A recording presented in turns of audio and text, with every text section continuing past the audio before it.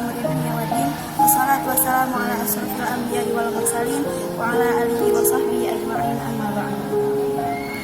Dalam kesempatan yang singkat ini, saya akan berbicara tentang Ghurabah al-Islam, atau yang lebih sering kita dengar, yaitu Islam yang terasingkan. Dalam judul ini, Syekhul Islam Ibnu Taimiyah berkomentar dalam sebuah hadis yang terdapat dalam hadis sahih yang berbunyi, "Badal Islam ghariban fasayaudu ghariban kama bada'a wa tuba lil ghuraba." Islam pertama kali dalam keadaan terasing dan akan kembali terasing seperti semula, maka berbahagialah bagi orang yang terasingkan. Dalam hadis ini bukan berarti jika Islam telah menjadi asing, maka kaum muslimin boleh meninggalkannya. Namun seharusnya sikap kita adalah sebagaimana firman Allah dalam surat Al-Imran ayat 85 yang berbunyi, "A'udzubillahi minasyaitonir rajim. Bismillahirrahmanirrahim. Wa may yabtaghi ghairal islami dinan fala yuqbal minhu wa huwa fil akhirati minal khasirin." Dan barang siapa yang mencari agama wa may yabtaghi ghairal islami dinan fala yuqbal minhu, dan barang siapa yang mencari agama selain Islam maka tidak akan diterima darinya. Wa huwa fil akhirati minal khasirin, dan dia kelak di akhirat termasuk orang-orang yang merugi. Dan firman Allah dalam surat Ali-Imran ayat 19, "Inna dina indallahil Islam." Sesungguhnya agama yang terima sisi Allah hanyalah Islam. Dan surat Ali-Imran ayat 102, Bismillahirrahmanirrahim. Ya ayyuhalladzina amanu taqullaha haqqa tuqatih wa la tamutunna illa wa antum muslimun. Wahai orang yang beriman, bertakwalah kalian kepada Allah dengan sebaik-baiknya takwa, dan jangan sekali-kali kalian mati kecuali dalam beragama Islam. Berdasarkan 3 ayat di atas, kita dapat menyimpulkan bahwasannya tidak ada satupun agama di dunia ini yang diterima di sisi Allah melainkan hanya agama Islam. Bukan berarti jika Islam telah menjadi asing, orang-orang yang berpegang teguh terhadap Islam mereka akan berada dalam keburukan. Akan tetapi sebaliknya, mereka adalah orang-orang yang paling berbahagia. Sebagaimana sabda Rasulullah SAW, maka berbahagialah bagi orang-orang yang terasingkan. Hal ini pernah terjadi pada saat generasi awal Islam, di mana mereka tetap mengikuti Islam tatkala Islam terasingkan. Mereka adalah orang-orang yang paling berbahagia, dan kelak di akhirat mereka akan mendapatkan derajat yang paling tinggi setelah para nabi. Oleh karena itu, kaum muslimin yang selalu mengikuti Rasulullah SAW, Allah akan senantiasa memberikan perlindungan dan kecukupan kepadanya dimanapun mereka berada.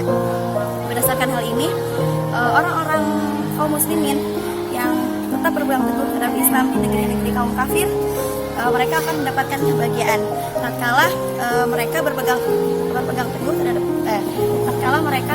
teguh secara sempurna terhadap Islam. Namun, jika mereka tertimpa musibah atau kesusahan, maka musibah itu akan menjadi penghapus bagi dosa-dosa mereka. Bahkan orang musyrik dan ahlu kitab sekalipun, ketika menyaksikan orang-orang muslim yang selalu berpegang teguh terhadap agamanya, mereka senantiasa akan menghormati dan memuliakannya. Bahkan mereka senantiasa membantu dengan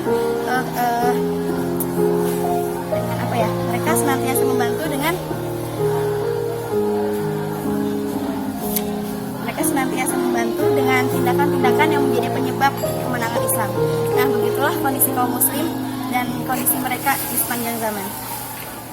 Pesan saya, tetap genggam Islam sebaik-baiknya, jangan pernah meninggalkan Islam sedikit pun. Karena sebagaimana sabda Rasulullah SAW, orang-orang yang selalu berpegang teguh terhadap Islam, mereka insya Allah akan mendapatkan derajat paling tinggi di akhirat setelah para nabi.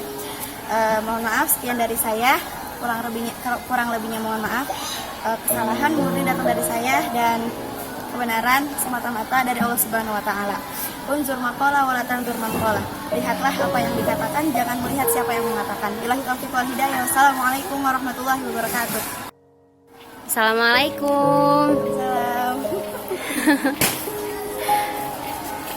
Gimana nih perasaannya setelah membawakan setelah menyelesaikan praktek ceramahnya? Awalnya sih deg-degan ya, ganggu gimana gitu ngomongnya, kecepatan sih, tadi kayak aku ngerasa kecepatan. Sebenarnya sih udah disiapin dari pas bulan sebelumnya, soalnya udah bilang kan minggu sebelumnya praktek, tapi kok pas kemarin aku nggak dipanggil-panggil. Ya udah deh, aku biasa aja. Baru sekarang dipanggil, belum siap aja dipanggil.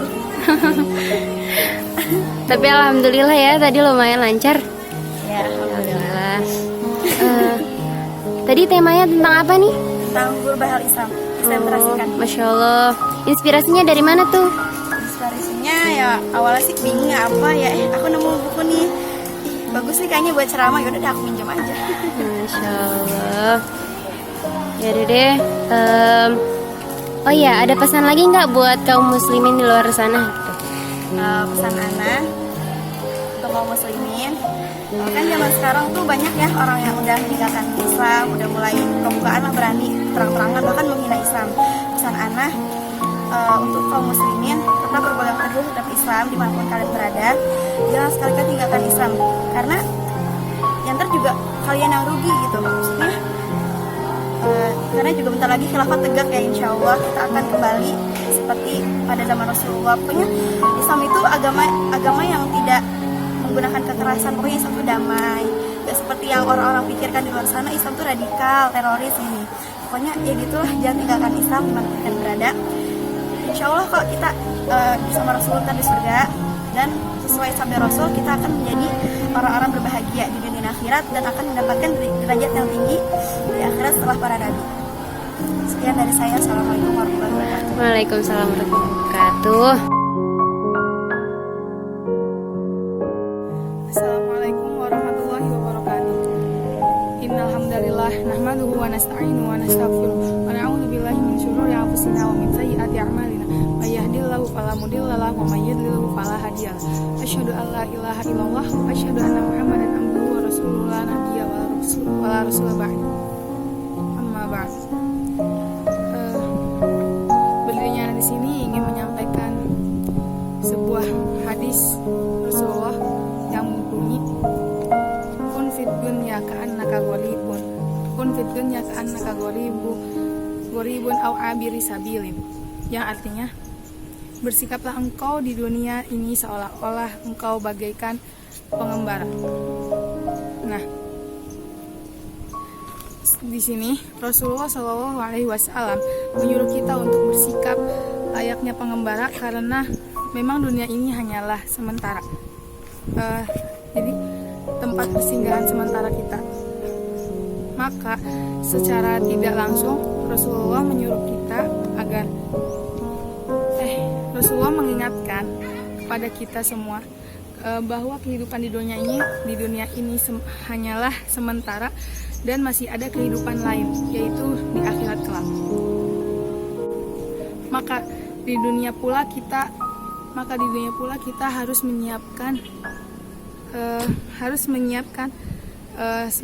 bekal untuk di hari kebangkitan kelak nanti.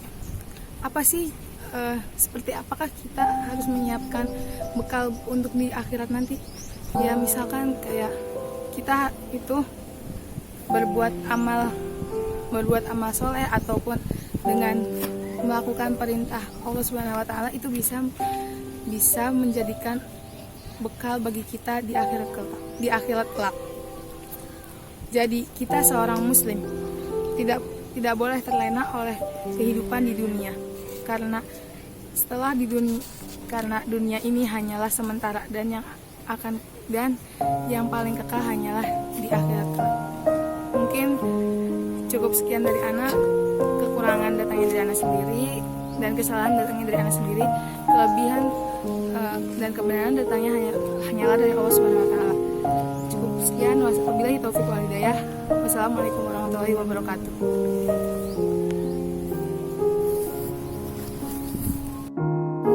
Ayo, namanya siapa nih? Hawa Tazkiyatul Habibah. Kelas berapa? Kelas 11B. Salah, 11C. Oh, bisa lupa gitu ya? Iya, lupa. Ingatnya kelas 10B gitu. Ada yang mau disampaikan buat penonton?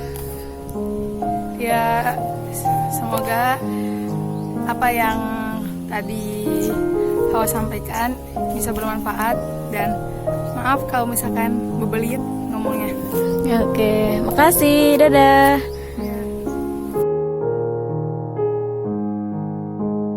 Bismillahirrahmanirrahim. Assalamualaikum warahmatullahi wabarakatuh.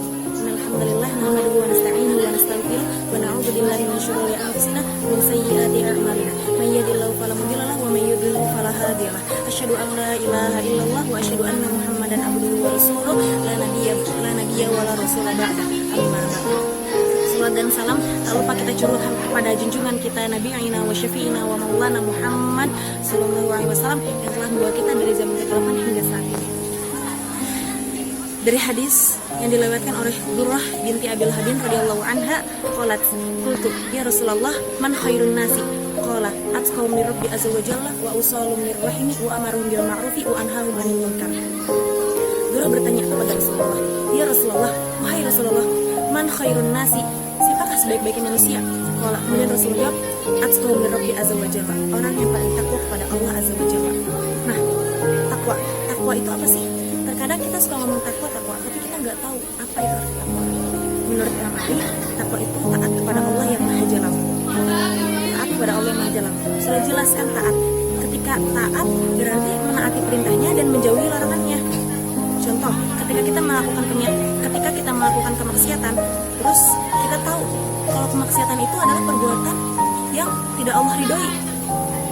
Terus stop, nggak usah dilakuin lagi, cukup sampai situ perbuatan yang Allah tidak ridhoi atas apa yang kita lakukan.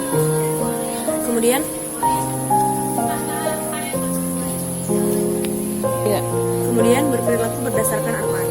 Sebenarnya kehidupan kaum muslimin itu udah diatur dalam Al-Quran dan As-Sunnah. Dari dia bangun tidur sampai tidur lagi itu sudah diatur dalam Al-Quran dan As-Sunnah. Karena kaum muslimin itu kehidupannya berporos oleh Al-Quran dan As-Sunnah, berporos kepada Al-Quran dan As-Sunnah. Yang ketiga, kemudian qanaah. Qanaah itu menerima atas apa saja semua yang Allah berikan kepada kita. Contoh, ketika Allah memberikan kita pesek atau hitam, tinggi dan sebagainya, tapi kita nggak menginginkan itu, apakah kita harus memberontak, marah-marah? Sama aja, nggak bakalan menghasilkan apa aja. Nggak mungkin kan kita harus memberontak, marah-marah nggak jelas. Jadi kita harus mensyukuri atas semua apa yang Allah berikan kepada kita. Terakhir, menyiapkan untuk hari kiamat. Sebenarnya 3 perkara yang di atas sudah cukup untuk menyiapkan hari kiamat. Tapi kita belum tahu apakah ketika kita hanya melakukan 3 perkara ini saja sudah pasti amalan kita akan diterima. Belum tentu. Maka dari itu kita tidak hanya fokus kepada 3 perkara ini. Mulai dari yang kecil, perbuatan amal baik kecil-kecil sampai besar-besar. Yang penting kita bisa ikhlas. Yang kedua, wa usallu minarrahimi, menyambung tali silaturahim. Ketiga, ketika kita punya kerabat jauh, dekat, itu jangan sampai kita tuh sampai nggak pernah menanyakan kabar, berkunjung, atau bahkan lost kontak. Nah, jangan sampai. Jika kita masih bisa untuk menanyai kabar, berkunjung, bertamu, dan masih bisa, ya setidaknya kita masih jangan sampai lost kontak, karena itu akan memutuskan tali silaturahim. Yang terakhir, doa marhum bil ma'rufi wa anhahum 'anil munkar, menyeru kepada kebaikan dan mencegah kepada kemungkaran.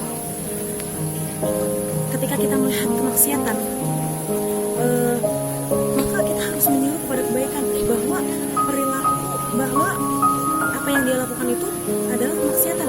Contoh, ketika kita melihat orang yang pacaran itu perbuatan yang diridhoi oleh Allah kah? Enggak kan? Sudah jelas dalam Al-Quran surat Al-Isra ayat 32. Bismillahirrahmanirrahim. Wala taqrabuz zina innahu kana fahisha. Dan janganlah kalian mendekati zina, karena zina itu adalah perbuatan yang sangat keji. Nah, mendekatinya saja sudah dosa, apalagi melakukannya. Alhamdulillah. Wallahu a'lam bishawab. Mungkin cukup sekian. Wabillahi taufiq.